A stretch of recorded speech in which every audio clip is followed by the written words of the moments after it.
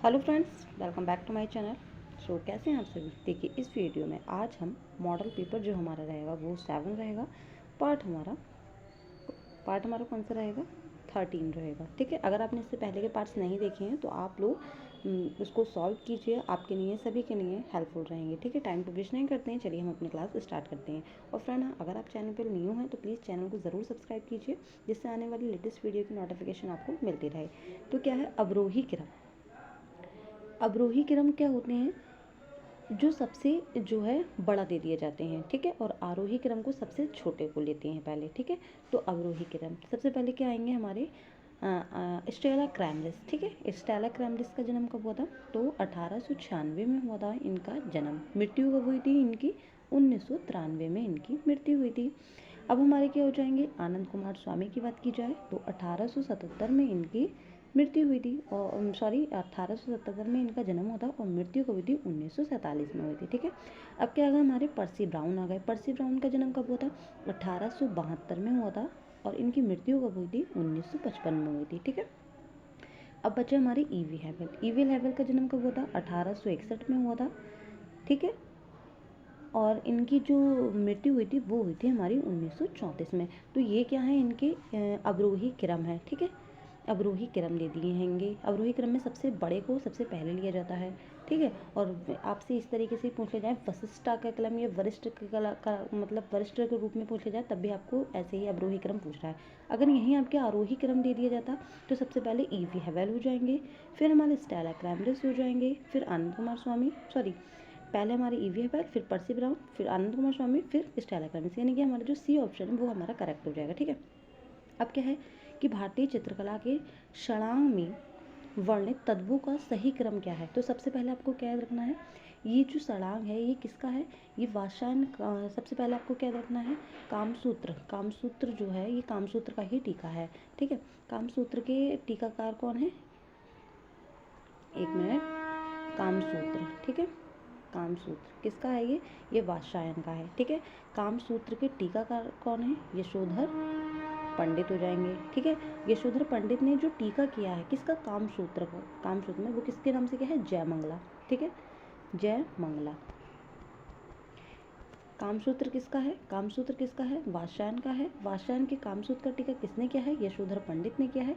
यशोधर पंडित ने जो टीका किया है कामसूत्र का वो किस नाम से किया है, जयमंगला नाम से किया है। जयमंगला में हमारे कितने मतलब षडांग हैं या कितने मतलब इसमें जो है यशोधर पंडित ने कितने उसकी व्याख्या की है, तो 6 की हैगी। ठीक है, तो वो कौन कौन सी हो जाएंगी, रूप भेद प्रमाण भावलावण्य योजनम सादृश्य वाले का भाग।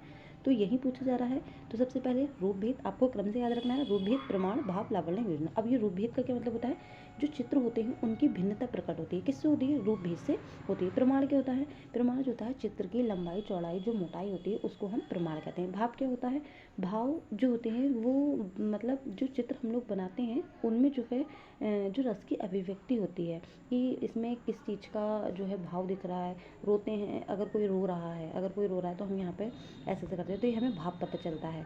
ठीक है, अब यहाँ पे कोई इमोजी बना दीजिएगा, ये तो इसके क्या इमोजी है, ये हंस रहा है, ये यानी कि हमें इसके भाव नजर आ रहे हैं। ठीक है, अब क्या है अब भाव के बाद हमारे क्या होता है, लावण्य योजना। लावण्य योजना क्या होती है, जो सारे ही इसको मिला के बना दिया जाता है रूप भेद प्रमाण भावना, इसकी जो सौंदर्य की अभिव्यक्ति होती है वही हमारी लावण्य योजना कहलाती है।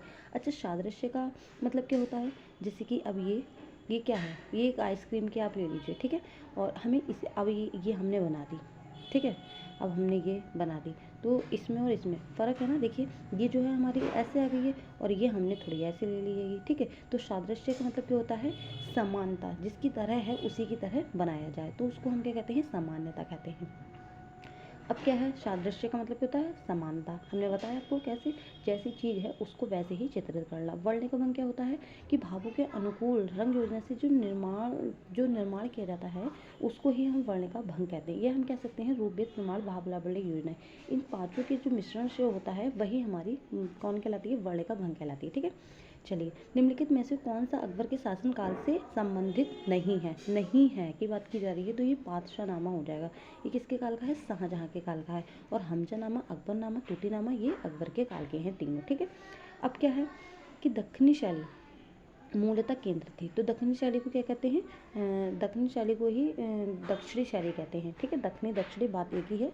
तो यहाँ पे इसका पूछा गया है दक्षिणी शैली का मतलब जैसे बीजापुर, गोलकुंडा, बीदर, विरार, अहमदनगर। ठीक है, तो ये इसकी क्या है? दक्षिणी शैली के पार्ट है। तो यहाँ पे देखिए सबसे पहले बीजापुर आ गया ना, तो यही दक्षिणी शैली का क्या है? उपशैली मान सकते हैं आप या पार्ट मान सकते हैं। ठीक है, तो हमारा डी वाला ऑप्शन करेक्ट हो जाएगा। अब क्या है? सालार जंग संग्रहालय कहाँ है?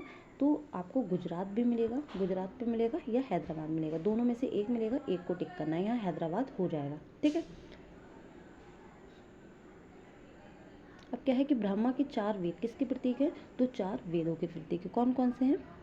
आप कौन कौन से हैं? ऋग्वेद, सामवेद, अथर्ववेद, यजुर्वेद, ये सब कौन से हैं? वेद है हमारे।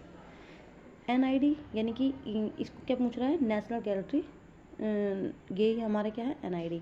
ठीक है, ये किसकी बात की जा रही है? नेशनल इंस्टीट्यूट ऑफ डिज़ाइन की बात की जा रही है। ठीक है, तो इसका भी आपको क्या रखना है? गुजरात मिलेगा या आपको अहमदाबाद मिलेगा। ठीक है, तो आपको दोनों में से एक ही करना है। ठीक है, रुचिका आर्ट गैलरी कहाँ है हमारी? तो ये हमारी कहाँ है? ये हमारी गोवा में है। ठीक है, देखिए NID पूछ लिया जाए और इसकी फुल फॉर्म पूछ लिया जाए, क्या होगा? नेशनल इंस्टीट्यूट ऑफ डिज़ाइन कहाँ है? अहमदाबाद आपको याद रखना है, अहमदाबाद होगा, ये ऑप्शन में गुजरात होगा, दोनों में एक ही होगा, एक ही को लगाना है। ठीक है, अब जहांगीर रुचिका आर्ट गैलरी कहाँ है हमारी? गोवा में है, और जहांगीर आर्ट गैलरी कहाँ है हमारी? मुंबई में है। गढ़ी कला केंद्र संबंधित है, तो ये किससे संबंधित है? ललित कला अकादमी से संबंधित है। और गढ़ी कला केंद्र की स्थापना कब हुई थी? 1976 में हुई थी। ठीक है, और जो इसके निदेशक बनाए गए थे वो शंकु चौधरी को बनाया गया था। ठीक है, शंकु चौधरी को बनाया गया था। और कहा जाता है वर्तमान में इसमें जो है कितनी कार्यशालाएं हैं? 20 कार्यशालाएं हैं। चीनी चित्रकला का षडंग किसने लिखा था? यानी कि हमारे भारत का जो षडंग है वो किसने लिखा था? यशोधर पंडित ने लिखा था। वो टीका किसकी थी? कामसूत्र की थी। ठीक है, तो भारत की षडंग की बात की जाए तो यशोधर पंडित, और यहाँ चीनी की बात की जा रही है षडंग, तो किसने लिखा था? सिहू ने लिखा था। इंडियन स्कल्पचर एंड आइकोनोग्राफी के लेखक कौन है? तो गणपति वी स्थपति हो जाएंगे। इनके जन्म की बात की जाए तो 1927 में इनका जन्म हुआ था और मृत्यु हुई थी 2011 में। ठीक है, अब क्या है? पृथ्वीराज कपूर क्या थे? तो ये एक अभिनेता थे। ठीक है, ओ सॉरी मैंने गलती कर दिया, ये कौन थे? ये एक अभिनेता थे। ठीक है, इनका जन्म जो हुआ था वो कब हुआ था? 1906 में हुआ था। ठीक है, 1906 में हुआ था पृथ्वीराज कपूर का जन्म, और 1972 में इनकी मृत्यु हो गई थी। ठीक है, अब क्या है कि कैमरे का आविष्कार कब हुआ? तो 1860 में हुआ। कब हुआ? 1860 में हुआ, यानी कि हमारा इसका बी ऑप्शन करेक्ट हो जाएगा। वस्त्रों की डिज़ाइन में सर्वाधिक लोकप्रिय फूल कौन सा है? देखिए कुछ लोग गुलाब मानते हैं। ठीक है, इसका आंसर गुलाब नहीं होगा, इसका आंसर क्या होगा? कुमुदिनी होगा। ठीक है, अब क्या है कि रॉक गार्डन किस शहर में है? तो किस शहर में है? चंडीगढ़ में है। और यहाँ पे पूछा जाता है रॉक गार्डन का संबंध किससे है? तो नीक चंद्र सैनी से है। ठीक है, कहा जाता है इन्होंने जो रॉक गार्डन बनाया है ये टूटी फूटी, और मतलब जो हम लोग कबाड़ा टाइप का फेंक देते हैं या घर में रखा रहता है बेचने के लिए रख देते हैं, तो उनके ही उससे इन्होंने ये रॉक गार्डन बनाया है। किसने कहा था कि मैं जानता हूँ मैं कुछ नहीं जानता? तो ये किसने कहा था? ये सुकरात ने कहा था। ठीक है, ये कौन थे? ये यूनानी दार्शनिक थे। ठीक है, ये यूनानी दार्शनिक थे, आप लोगों को याद रखना है। अब क्या है? अंग्रेजी भाषा के लगभग सभी अक्षर किस लिपि से आए हैं? तो वो हमारी लैटिन लिपि से आए हैं। ठीक है, वो हमारी कौन सी लिपि से आए हैं? लैटिन लिपि से आए हैं। सुहाग के नूपुर क्या है? पूछा जाता है सुहाग के नूपुर क्या है? कविता है या उपन्यास है या चित्र है या मूर्ति है? तो आपको याद रखना है सुहाग के नूपुर क्या है? ये उपन्यास है। लेकिन ये किसने लिखा है? तो ये अमृतलाल नागर ने लिखा है। ठीक है, और ऐसे आपसे पूछ लिया जाए कि ललित विस्तार, तो ललित विस्तार के बुद्ध घोष हैं। उर्वशी पूछा जाए, रामधारी सिंह दिनकर हैं। चिदम्बरम बहुत बार पूछा गया, सुनीता नंदन तंत्र हैं। ठीक है, निर्मला भी पूछा गया, प्रेमचंद्र जी का भी पूछा गया, निर्मला का प्रेमचंद्र का है। और आपने अगर शॉर्ट वीडियो नहीं देखी लेखक और पुस्तक से ये ग्रंथ से, तो आप लोग ज़रूर देखिएगा। विख्यात कला इतिहासकार और कला समीक्षक आनंद कुमार स्वामी को चित्रों का प्रवर्तक अध्यता विद्वान माना जाता है। यानी कि जो आनंद कुमार स्वामी हैं, इनमें से उनका संबंध जो है किस शैली से रहा है? तो किस शैली से रहा? राजस्थानी शैली से रहा। सबसे पहले आपको क्या याद रखना है? जो आनंद कुमार स्वामी है किस रूप में फेमस है? तो ये कला समीक्षक हैं। ठीक है, कला इतिहासकार और कला समीक्षक के रूप में ये जाने जाते हैं, आपको याद रखना है। और राजस्थानी की हमारी कितनी उपशैलियाँ हैं? ये हमारी 4 हैं। कौन सी हैं? मेवाड़, मारवाड़, हड़ौती और डूडा। इन चारों के अंतर्गत भी और भी शैलियाँ हैं। अगर आपने राजस्थानी वाली शैली का टॉपिक नहीं पढ़ा है तो आप लोग ज़रूर वीडियो देखिएगा, मधुबनी लोक कला का संबंध किस राज्य से है? तो ये बिहार से है। ठीक है। फड़ किसका एक रूप है? तो देखिए फड़ के लिए आपको कई ऑप्शन मिलेंगे। देखिए तो आप लोगों को ऑप्शन के अकॉर्डिंग लगाना है। आपको कालीघाट भी मिलेगा, ठीक है, भीलवाड़ा भी मिलेगा, राठवा भी मिलेगा, तो आप लोगों को शाहपुरा भी मिलेगा। ठीक है। तो यहाँ पे क्या पूछा है? यहाँ पे हमारा भीलवाड़ा राइट हो जाएगा। ठीक है।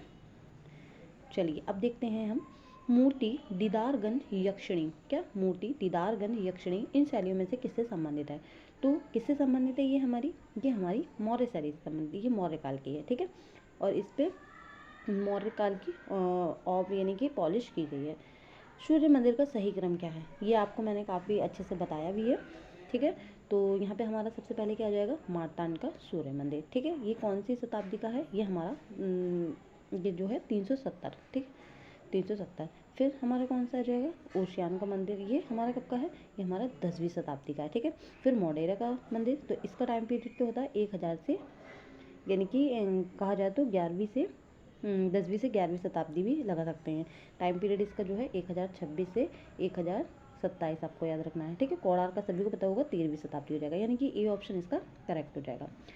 पोर्सिलेन की ढलाई केवल निम्नलिखित प्रक्रिया द्वारा की जा सकती है। तो किसके द्वारा की जा सकती है? ये इसका हमारा स्लिप कास्टिंग हो जाएगा। ठीक है। प्रसिद्ध स्टोन रिलीफ यक्षी चंद्रा किससे संबंधित है? ये भरूच से संबंधित है। नागर शैली का संबंध किससे है? तो किससे है नागर शैली का संबंध? ये हमारा मूर्ति वास्तुकला से है। ठीक है। ये हमारा किससे है? ये हमारा वास्तुकला से है। नागर, बेसर, द्रविड़ ये जो होती हैं ये वास्तुकला की एक शैलियाँ हैंगी। बृहदेश्वर मंदिर किसने बनवाया है? तो नरसिंहवर्मन ने बनवाया है। ठीक है। नरसिंहवर्मन ने बनवाया है। नहीं, बृहदेश्वर मंदिर, जिसको राजराजेश्वर मंदिर भी कहा जाता है, राजराज चोल ने बनवाया है, यानी कि हमारा 27 का डी ऑप्शन करेक्ट हो जाएगा। रीतिवाद निम्नलिखित में से किन दो युगों के बीच जो अस्तित्व में आया या जन्म हुआ? तो रेनेसा और बरोक के बीच में। ठीक है। एक्बर्ट एंड श्रृंखला नेचुरल हिस्ट्री ऑफ बपू किसकी है? ये पिकासो की है। अगर आपने धनवादी शैली यानी कि पिकासो वाला वीडियो नहीं देखा है, वो बहुत ज़्यादा वायरल है। ठीक है। तो आप लोग ज़रूर देखिएगा उसको। और वो जो क्वेश्चन है बहुत ज़्यादा इंपॉर्टेंट है आप लोगों के लिए, एग्जाम में हर बार पूछे गए हैं, यानी कि कह सकते हैं उसको सेलेक्टेड क्वेश्चन है वो आपके लिए। अब यहाँ पे क्या है कि माने, मैंने आपको मतलब वेस्टर्न आर्ट की एक से प्लेलिस्ट मिल जाएगी, प्रभाववाद, दादावाद, घनवाद और आपके जितने भी वाद होते हैं सारे ही मैंने कराए हैं, तो आप लोग देख सकते हैं। यहाँ पे क्या है, हमें सही कालक्रम अनुसार लगाना है, जैसे कि सबसे पहले किसका जन्म हुआ, फिर किसका जन्म हुआ, तो सबसे पहले हमें बताया। अब देखिए माने का जन्म कब होता है? प्रभाववादी कलाकार हैं। ठीक है। आप ऐसे भी लगा सकते हैं सबसे पहले किस बात का जन्म हुआ, तो प्रभाववाद का, तो प्रभाववाद 1800, यानी कि ए वाला होगा या डी वाला होगा। ठीक है। अब क्या आता है? जॉर्ज रू का 1871 में हुआ था। ठीक है। यानी कि देखिए अब ये हमारा फर्स्ट वाला ही ऑप्शन करेक्ट हो जाएगा। ठीक है। फर्नांडिस 1881 में। और किस कलाकार का जन्म हुआ था? सभी को कमेंट सेक्शन में बताना है मुझे, मैंने बहुत बार बताया आप लोगों को। और मार्क सागल की बात की जाए तो 1887 में इनका जन्म हुआ था। 1881 में और किस कलाकार का जन्म हुआ था? कमेंट सेक्शन में आप सभी को बताना है मुझे, ये आपका होमवर्क है। आप लोग होमवर्क जो है इसका आंसर बिल्कुल नहीं देते हैं, बहुत कमजोर हो गए हैं आप लोग। निम्न में से प्रिंसिपल ऑफ आर्ट के लेखक कौन है? तो कौन है? R.G. कलिंगवुड। ठीक है। इसका टाइम पीरियड पूछा जाए तो 1938 आपको याद रखना है। निम्नलिखित कलाकारों में मतलब ये क्या है? मैच है। ठीक है। इसको हमें मैच करना है। गुस्ताव कुर्बे का पहले हम लगाते हैं स्टोन ब्रेकर। ठीक है। यानी कि पत्थर तोड़ने वाला, बहुत फेमस है ये, किसका है? गुस्ताव कुर्बे का, यानी कि हम सी का दूसरा लगाते हैं। अब हम देखेंगे सी में दूसरा कौन सा, देखिए एक ही में है हमारा, सी का दूसरा जो है हमारा एक ही में ही है, कौन सा हो जाएगा? ये वाला, देखिए इसी में ही है ना, और किसी में नहीं है।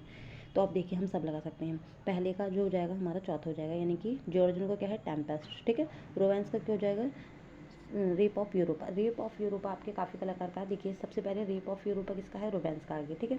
रेप ऑफ यूरोपा किसका है? टिशियन का है। रेप ऑफ यूरोपा किसका है? एक और है, अगस्त रेनवार का है, प्रभाववादी कलाकार है। रेप ऑफ 7 वुमेन जो है जियामो बालिनियो द्वारा है। ठीक है।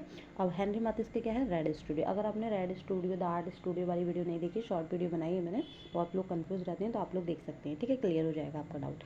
हनीबा टेराकोटा कहाँ से संबंधित है? तो ये जापान से है। ठीक है। लास्ट जजमेंट चित्रकार का नाम बताइए। तो लास्ट जजमेंट यानी कि अंतिम न्याय किसका है? ये माइकल एंजेलो का। और ये हमारे कैसे कलाकार हैं? ये फाबादी कलाकार हैं। इन्होंने सिस्टाइन चैपल के लिए इन्होंने सिस्टाइन चैपल में वर्क किया है। बहुत अच्छा इन्होंने वर्क किया, आप लोग सर्च करके ज़रूर देखिएगा। बहुत फेमस आर्टिस्ट हैं ये, और इनको चित्रकार मूर्तिकार के रूप में भी जाना जाता है। मतलब ये एक बहुत टैलेंटेड थे, जो हर उसमें काम करना जानते थे ये। नव प्रभाववाद, देखिए नव प्रभाववाद ये पूछा जाए, बिंदुवाद पूछा जाए, ठीक है, नव प्रभाववाद, बिंदुवाद, पॉइंटलिज्म पूछा जाए, पॉइंटलिज्म पूछा जाए, पॉइंटलिज्म पूछा जाए, तो आपको क्या याद रखना है? ये नव प्रभाववादी की बात हो रही है। और नव प्रभाववाद के कौन रहेंगे? जॉर्ज सोरा हो जाएंगे। और हमारे इंडियन में कौन हो जाएंगे? बेंद्रे हो जाएंगे। ठीक है। प्रभाववादी पूछा जाए, प्रभाववादी पूछा जाए, या नव प्रभाववादी पूछा जाए। ठीक है, दोनों का एक ही है। टर्किश वॉर किसका है? ये इंग्रेज का है। ठीक है, इंग्रेज या अग्र आपको मिलेगा। ठीक है। स्पेन के अति यथार्थवादी कलाकार कौन है? तो सल्वाडोर डाली है। 1904 में इन्होंने बनाया था। मेल्टिंग वॉच इनका बहुत फेमस है, आप लोग देखिएगा। नव प्रभाववाद के प्रणेता कौन है? फिर वही आ गया, जॉर्ज सोरा हैं। और इंडियन में से कौन से हैं? हमारे बेंद्रे। निम्नलिखित में से कौन से लिथोग्राफी पोस्टर के लिए विख्यात हैं? तो तुलुज लौत्रेक हैं। यानी कि देखिए यहाँ पे पोस्टर की बात की जाए तो आप आँख बंद करके तुलुज लौत्रेक पे लगा सकते हैं। ठीक है, ये बहुत फेमस जो हैंगे, मतलब इन्होंने पोस्टर बनाए हैं। द पोटैटो ईटर किसका है? वैन गॉग का, जिसको आलू बख्शी भी कहा जाता है। वॉथर्स in a front of a tent किसका है? ये पॉल सेजान का है। ठीक है, पॉल सेजान का। और पॉल सेजान हमारे क्या उत्तर प्रभाववादी कलाकार हैं, आप सभी को याद रखना है। ताश के खेल, ठीक है, द कार्ड प्लेयर्स किसकी है? सेजान की है। स्नान मग्न किसकी है? सेजान की। स्नान मग्न गुप्तियाँ किसकी है? गुस्ताव कुर्वे की है। और अगस्त रेनवाड की भी मानी जाती है। अब देखिए ये कट गया है, चलिए मैं आपको बता देती हूँ यहाँ पे ही। टर्नर, टर्नर का हमारा क्या है? Crossing the bridge. देखिए यहाँ पे देखिए टर्नर का पहले ही है। ठीक है। स्टैनली का क्या है? द रिजरेक्शन है। पॉल क्ली का मौत और आग है। हमारा एक रह गया कौन सा है? विलियम होगार्थ। विलियम होगार्थ को मैं यहाँ लिख देती हूँ, विलियम होगार्थ। ठीक है, शॉर्ट में लिख दिया है। इनका कौन सा चित्र है? The shrimp girl. ठीक है, द शिम्प गर्ल इनका है। ठीक है, चलिए अब क्या है, यानी कि हमारे अगर ऑप्शन देखें तो ए वाला करेक्ट हो जाएगा। एडवर्ड मुंक ने 4 संस्करणों में किस प्रसिद्ध चित्रकला को बनाया? यानी कि इन्होंने ऐसा कौन सा चित्र बनाया है एडवर्ड मुंक ने जो 4 संस्करणों में बांटा गया है? तो वो हमारा स्क्रीन हो जाएगा। कैसे 4 संस्करणों में बनाया? इन्होंने अलग अलग तरीके से अलग अलग टाइम पीरियड में अलग अलग जो है माध्यम में बनाया है। सबसे पहले इन्होंने कब बनाया? 1893 में बनाया। आप लोग देखिए, मैं फिर से लिख देती हूँ, आप लोग बहुत अच्छे से कीजिएगा। ठीक है, 1893 में जो इन्होंने बनाया है वो इनका जो बना हुआ है कार्ड पर 1893 में बना हुआ है, और कार्ड पे पेस्टल में बना हुआ है। ठीक है, और ये जो है ये हमारा नेशनल गैलरी ऑस्लो में सुरक्षित है। ठीक है, इनका जो द्वितीय संस्करण हुआ था, यानी कि दूसरी बार बनाया था, तो इन्होंने 1895 में बनाया था। ठीक है, और ये जो बनाया था वो किस में बनाया था? इन्होंने लिथोग्राफी में बनाया था। ये भी हमारा कहाँ पे? नेशनल गैलरी ऑस्लो नॉर्वे में है। ठीक है, अब इन्होंने जो तीसरा बनाया था वो कब बनाया था? वो भी इन्होंने 1895 में ही बनाया था। ठीक है, 1895 में बनाया था उन्होंने। ठीक है, अब ये 1895 में जो बनाया गया था, ये इन्होंने कार्डबोर्ड पर पेस्टल में बनाया था, और ये सुद्दी की नीलामी में बिका भी था तृतीय वाला। और कितने में बिका था? 120 मिलियन डॉलर में बिका हुआ था ये। ठीक है, और ये जो है इनका वर्तमान के लियोन ब्लैक के निजी संग्रह में है। और जो चतुर्थ संस्करण बनाया था इन्होंने, चौथी बार ये चित्र बनाया था, तो ये 1910 में बनाया था। ठीक है, ये कार्डबोर्ड पर टेम्परा में भी बनाया था। और कहा जाता है 2004 में जो है इसकी चोरी हो गई थी। ठीक है, तो ये 2 साल बाद मिली थी। जो इन्होंने 1910 में स्क्रीन पे जो चित्र बनाया था, ये इनकी जो चित्र है, पेंटिंग है, ये चोरी हो गया था और 2 साल बाद मिला है, 2006 में मिला था। ठीक है, माइकल एंजेलो का जन्म कब हुआ था? तो 1475 में हुआ था। ठीक है, माइकल एंजेलो जो हैंगे फ्लोरेंस के कलाकार हैं, और पुनरुत्थान काल का जो स्वर्णकाल माना जाता है माइकल एंजेलो का ही माना जाता है। कहा जाता है कि चित्रकार, मूर्तिकार, वास्तुकार, कवि, मतलब ये काफ़ी फेमस थे, काफ़ी टैलेंटेड थे। ठीक है, अपने टाइम में। और जो एग्नियन एंड एक्ट्रेसी फिल्म जो है वो भी इन्हीं के ऊपर बनाई गई है। और इन्होंने कहा है, इनके नहीं कहा जाता है स्कल्पचर और स्कल्पचर हु पेंटेड, किसे कहा जाता है? माइकल एंजेलो को कहा जाता है। आप लोगों को याद रखना है। और इनकी जो मृत्यु हुई थी वो 1554 में इनकी मृत्यु हो गई थी। कहाँ हो गई थी? रोम में हो गई थी। ठीक है, अब क्या है, न्यू एथेंस किसे कहा जाता है? कुछ लोग बोलते हैं फ्लोरेंस, नहीं, फ्लोरेंस पे नहीं जाना, आपको रोम पे जाना है। ठीक है, लियोनार्डो द विंसी के गुरु कौन थे? तो वेरेशियो थे। और माइकल एंजेलो के कौन थे? घिरलैंडियो थे। ठीक है। जॉर्ज मूर का व्यक्ति चित्र किसने बनाया है? माने ने बनाया है। जॉर्ज मूर का व्यक्ति चित्र किसने बनाया है? एडवर्ड माने ने। उच्च पुनर्जागरण काल का चित्रकार का नाम क्या है? यहाँ मैंने बताया था Michael Angelo, Leonardo da Vinci और राफेल। ये हाई रेनेसा कलाकार हैं, यानी कि उच्च पुनर्जागरण के। तो यहाँ पे किसका नाम आया? राफेल का, यानी कि डी वाला हमारा करेक्ट हो जाएगा। पीटर पाल रूबेंस में निम्न में से कौन सा चित्र है? तो the rape of the daughters of Leucippus. ठीक है, इनको बहुत फेमस है, आप लोग इंटरनेट पे सर्च करके ज़रूर देखिएगा। ठीक है। और रूबेंस के जन्म की बात की जाए तो 1577 में हुआ था। कहा जाता है ये बरोक आर्टिस्ट है, जर्मनी में इनका जन्म होता है। लेटी हुई लड़की किसका चित्र है? तो ये रैम्ब्रा का है। ठीक है। रैम्ब्रा का जन्म कब हुआ था? 1607 में हुआ था। रैम्ब्रा भी कहाँ के कलाकार हैं? बरोक आर्टिस्ट माने जाते हैं। कहा जाता है इन्होंने 62 आत्मचित्र बनाए। नाइट वॉच यानी कि रात्रि के प्रहरी जो है, इनका बहुत फेमस आर्ट वर्क है। ठीक है। और सोता हुआ प्रहरी कुत्ता, वो भी इनका बहुत फेमस है। इटालियन भाषा का एक शब्द जो प्रायः बाल ईसा मसीह के लिए विशेष रूप से प्रयुक्त हुआ है, वो कौन सा है? बाम्बिनो। ठीक है। लियोनार्डो दा विंसी के शिक्षक कौन थे? कौन थे इनके शिक्षक? बैरिचियो। तैल चित्रण का विद्या को विकसित करने का श्रेय किसका है? जॉन वॉन आइक का। और इंडियन में किसका है? राजा रवि वर्मा का। ठीक है, राजा रवि वर्मा का।